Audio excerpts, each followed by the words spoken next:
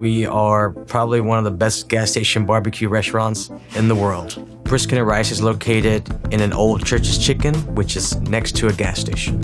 When customers come in for the first time, they don't think Texas craft barbecue. When they come in and they see two Asian Vietnamese guys running it, they really question it. We cook some really top-notch brisket. On top of that, we make our fried rice, hence the name Brisket and Rice. Once they pair, it's like a match made in heaven. Morning, guys. My name's Hong Tran, co-owner of Brisket and Rice. It's 5 a.m. Let's get these pits lit. Welcome to the restaurant. It's a 1,900 square foot space that we work in. This is our dining room. One of the first things we do in the morning is we'll pull the briskets that we've trimmed and seasoned from last night. We have 30 briskets on here. Let's bring these back to my brother, Phong. Morning, y'all. Morning, Phong. We like to load pre-fire to get as much smoke flavor as we can in these briskets. These smokers are double 500-gallon pits from Primitive Pits out of Georgia. This is what typically most smaller joints start with. I placed the biggest one up front, the second bigger one, the second row, and then the smallest ones in the third row. Because normally it seems like it's hot, gets less hot, it gets less hot, then they start ramping up in heat again. The way I put them, they cook perfectly and they come out all at the same time.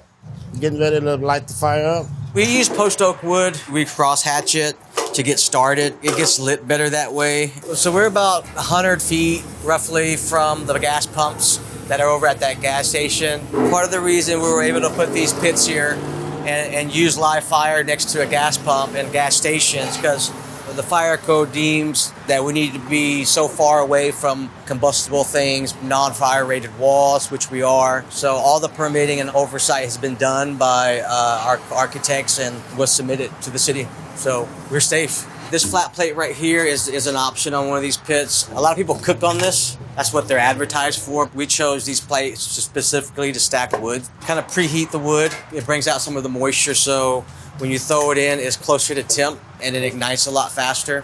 We are in Houston, probably one of the most humid cities in the US. This helps with that. The cost of wood is fixed for this pit to run, no matter if you're cooking a chicken wing or 40 briskets, or it doesn't matter. That cost to keep this pit running at a certain temp is the same. So it's almost like a fixed cost. So you're trying to get as much as you can out of a cook. I normally check them about every 45 minutes throughout the day for about 12 to 16 hours until they're done. I'm not gonna move it, I'm not gonna do nothing. That's it. Now that the fire's lit, the brisket's on, we're gonna go and season ribs and chicken and everything else. It's 6:30 in the morning. These ribs have been trimmed already from the previous day. Brisket is more liberal in the seasoning. It's more forgiving. The proteins of a rib or a chicken, it'll be over-seasoned, I think, if you let it sit too long on the meat. So it's more of a light seasoning, and it gets sauced. We like the flavor profile of a Worcester sour sauce. It's a slight, subtle taste that you can get throughout the meat. Our spice is nothing too crazy. It's just a 16 mash black pepper and kosher salt for the ribs, and then we run it back with 16 mash black pepper just to give it a little bark. When you season higher, it seasons more evenly. We learn to smoke ribs the same way we learned to smoke brisket. You mess up enough times and you eventually get it. Me and Phong do come from a manufacturing background, CNC machining specifically. We did a lot of parts for oil field products. Our whole careers have been in machining. And so any machinist will tell you is that it's very tight tolerance, very exact, very particular on the steps that you take to have us go from raw material to finished goods. I think that kind of trained us for this barbecue thing. These ribs are ready. Let's get these on the pit. These normally come on at like 6:30. They'll be just ready at 11 o'clock at lunchtime. Well, the ribs go on the top because we have no more room. We normally cook about 14 racks or so a day. We cook them pretty soft here. I mean, we don't want it completely to melt, but ours is pretty tender. I won't check on the ribs until probably about 2.5, 3 hour mark. By then, they should be pretty close to being ready. We finished putting all the stuff. There's still a lot of stuff that needs to be done for open. It's 9 o'clock. Our name is Brisket and Rice, so let's make some rice. We use a long grain rice that's not as sticky. It separates it much more easy. Just growing up in an Asian household, we always had rice. So we would, eat rice with a barbecue and barbecue sauce. And that's the catalyst of how we started brisket and rice. We want to get the starch out of the rice, especially for fried rice, because you want separation. If you kind of hold rice in your hands and just kind of play with it, it's coated in micrograins of rice and starches. So if you take it and you just kind of, you can kind of see it. You want that washed away as much as possible for separation of the grain. That way you can have individual char of the grain, which is what's the goal of fried rice. And if it doesn't separate and you get a clump, then it's not going to happen. We go through about a 50-pound bag of the fried rice a day. It flies off the shelf. All right, so right now the water is kind of clear. We have a pre-made mix that we've made for the rice to put into the rice while it's cooking in the rice warmer. So part of the mix in here, we have chicken bouillon, salt, pepper, some sugar. And then after that, we add sesame oil. The sesame oil will add a fragrance, very aromatic. And that's our fried rice mix. And then we'll put this on the rice cooker, and it'll probably cook for about 45 minutes. This right here will probably run out within an hour. This making of the rice kind of happens throughout the day. People come in here for the fried rice at a barbecue joint.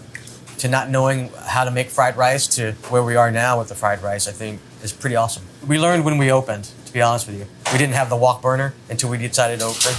And you need the wok burner to really get that heat on that grain and really char that rice.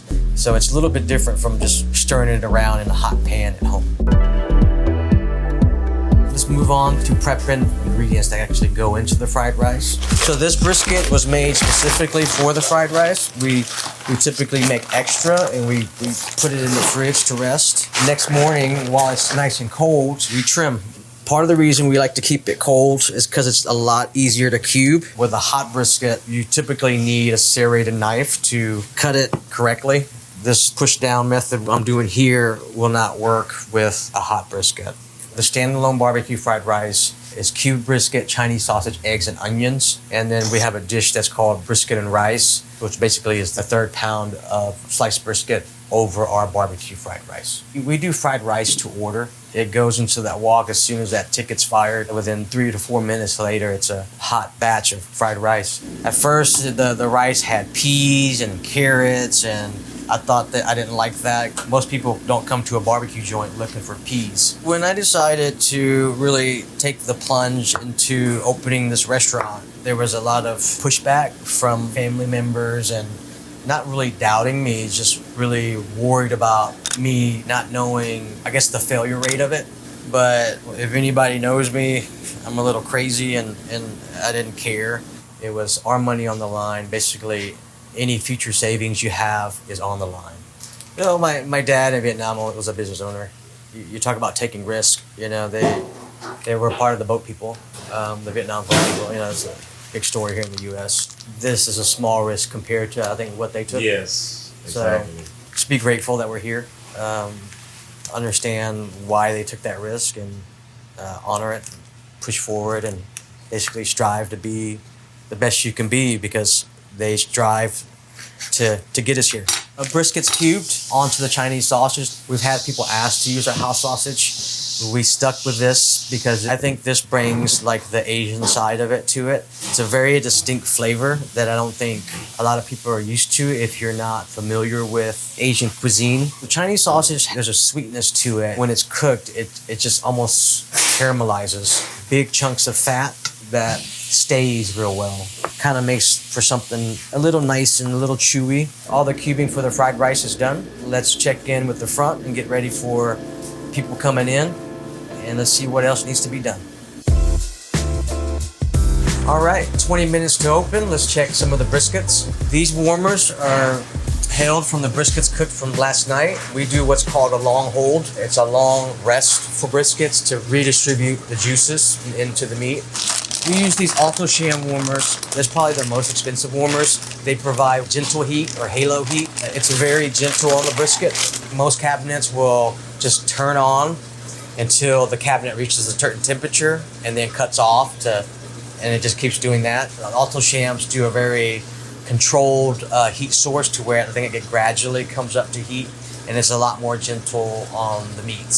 So these briskets have been cooking for about 14 to 16 hours last night. When we test for pulling off the pits, we're looking for this flexibility right around this middle section of the brisket, if you could kind of see that kind of wiggle, and you're just looking for tenderness all along the lean. This jiggling of the brisket tells me that the muscle fats and the fibers have cooked at a temperature long enough to really break down. Part of the reason why we wrap with butcher paper is because it lets out enough moisture, but it retains enough moisture. If you use foil on these, basically you'll have a sweaty piece of meat at the end of it, in my experience, and you'll lose a lot of the bark that you've worked so hard to set. So here, from this little hump here back, we call the lean. Here to here to here, we call the moist, and it has a different grain structure. So as you cut, you're kind of fanning like this to continue cutting cross grain. So I'm gonna go ahead and separate the moist from the lean, and if you look, you know, that's a nice jiggly piece of brisket. This is what's considered bark. If you look right here, there's a nice crust on the brisket. This is where the two different muscles meet. On the moist side, you have the upper muscle and the cross-running bottom muscle. So each brisket gets one of these. It's the most sought after, basically called the burn-in. There's only so many can go around, so everybody can't have them. Brisket looks good, so let's wrap it up and get ready for service.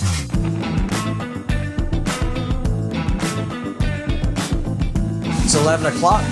Tickets are coming in. Time to leave, guys.